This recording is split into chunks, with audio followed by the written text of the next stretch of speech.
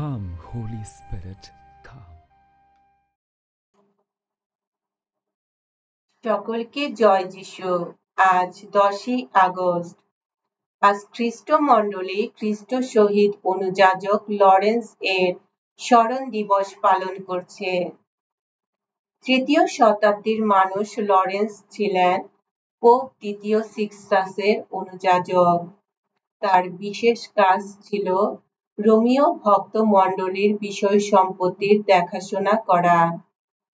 খ্রিস্টমণ্ডলী বিরোধী রোমীয় সম্রাট ভালেরিয়ানের হুকুমে তাকে পোপ সিক্সটাসের সঙ্গে গ্রেপ্তার করা হয়। বিচারক যখন তাকে মণ্ডলীর বিষয় সম্পত্তি রাজ্য প্রশাসনের হাতে তুলে দিতে আদেশ করেন, সাধু লরেন্স তখন অনুরোধ করেন তাকে যেন 2 দিনের সময় দেয়া হয়। এই 2 দিনের মধ্যে তিনি মণ্ডলীর সম্পত্তি গরিবদের বিলিয়ে দেন এবং বিচারকের সামনে তাদের নিয়ে গিয়ে বলেন, এই দেখুন, এরাই খ্রিস্টমণ্ডলীর সম্পত্তি। তখন তার উপর নিষ্ঠুর অত্যাচার শুরু হয়। শেষে তাকে আগুনে ঝলসে তিলে দিতে মেরে ফেলা হয়। এসো আমরা প্রার্থনা করি।